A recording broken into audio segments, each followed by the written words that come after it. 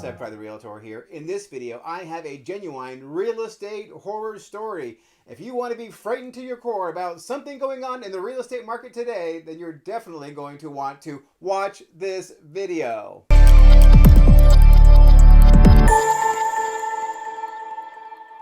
Alright, well before I get into all that, I want to say thank you so much for watching this video. I really do appreciate it, but would you do me one favor? Would you mash that subscribe button right there and subscribe to my YouTube channel and click that little bell to make sure you get a notification every time I put up a brand new, fun, fact-filled video, kind of like this one.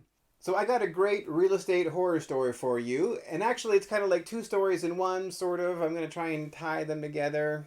Anyway, so the other day I was up showing a property that was not yet on the market. We got wind of the property coming on the market. My clients were dying to get in there. They asked me several times, hey, can we please get in there to see the property? So I begged the agent a bunch of times, hey, can we please get in there to see the property? And she said, oh, it's not cleaned up. It just looks terrible. And I said, no, we don't care. We can look past that. And, she finally broke down and said, okay, fine. I'll meet you up at the property.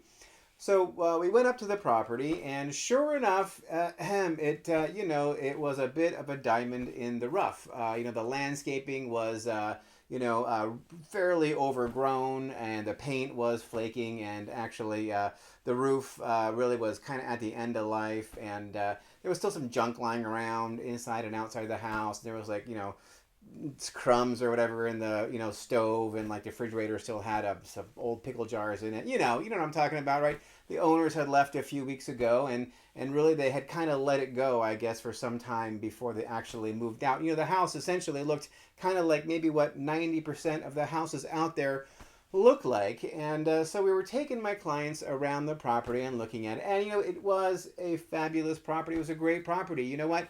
The property could have been maybe a 10. Well, actually, if you did a bunch of work to it, I mean, like it was maybe 35, 40 years out of date. So, cosmetically, it wasn't, very modern. But the floor plan was good.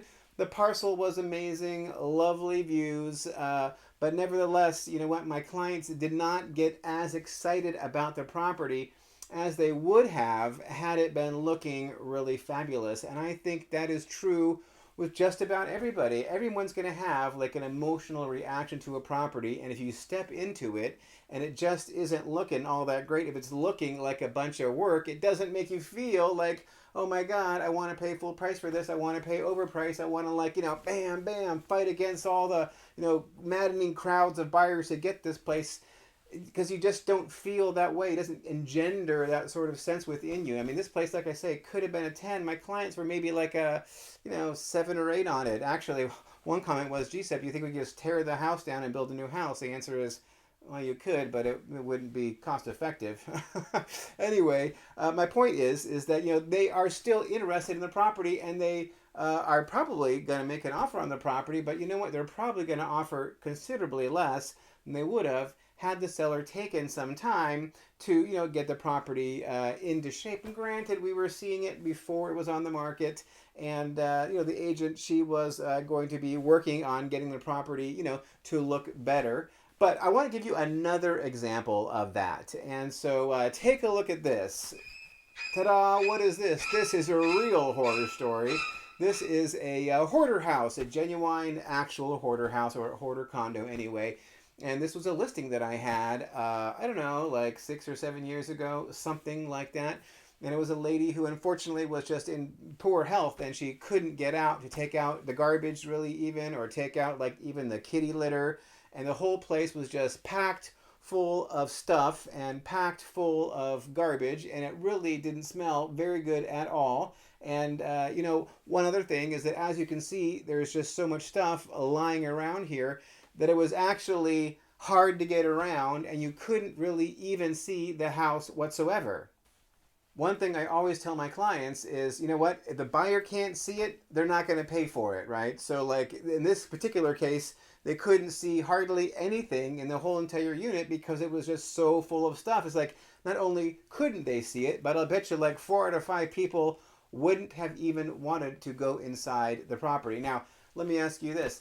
how much less do you think the condo would sell for if we sold it in this state? Now, there's a certain philosophy of thought out there that says, you know what, just put the house on the market, price is right, price it correctly, the buyers will come, the market will sort it out, you don't got to do anything to any property, just put it up there and the market will decide. Well, you know what, here's what I say this house right here, which we're walking through right now, if we had done that with this house, I'm going to guess it probably would have sold for $100,000 less. You know, I forget what it sold for, maybe like $650 something. This is a few years ago when you could get like a, you know, decent sized condo for $650. So it sold for like $650 something like that.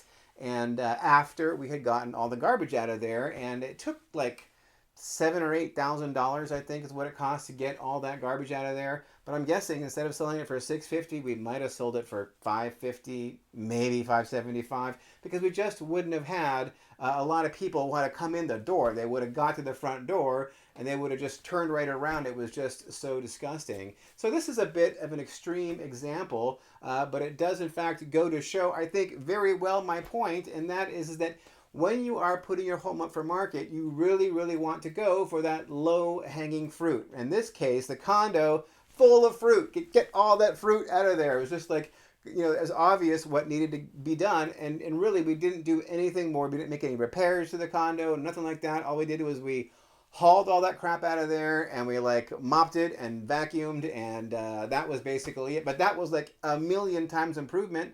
We could have done some more, but unfortunately the lady was facing foreclosure and we were up against the clock and we had no money. Actually, I think that this was like the lowest cash out I've ever seen outside of a short sale. I think she got like $6,000, maybe even less than that, right? I think like if we'd gone like, maybe it was like $2,000 or $3,000, because I think if we had gone like another 4 or 5 days, just the penalties, fines, late fees, mortgage payment, you know, HOA, all that would have just wiped her out completely. Okay, so granted, this hoarder house, obviously, it is an extreme example. But when I was back up there at that nice house with my clients, they were kind of wandering around the back 40, and I was sitting talking to the listing agent, and she was saying, geez, you know what? It seems like all I do is clean up houses these days. And it's a funny thing because, you know what?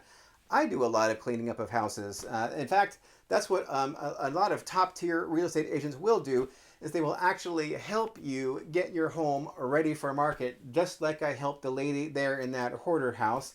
I do some version of that for all my clients. Sometimes it's just as simple as really getting a landscaper out, getting a cleaner out, maybe touch up some paint. And sometimes it's hoarder house removal. Sometimes it's a complete remodel, kitchens, bathrooms, flooring, the works. I mean, it really can go from a little bit to a lot, depending on what we feel really is going to give you the biggest bang for the buck and how many bucks specifically are available to get the property ready for sale. But the thing is that you want to take a very keen eye and, you know, with the budget that you have, do the things that are most cost effectively going to boost the resale price. In the case of this condo, I'm sure that $7,000 or $8,000 you spent cleaning it out came to $75,000 or maybe even $100,000 in greater sale price. That's an extreme example.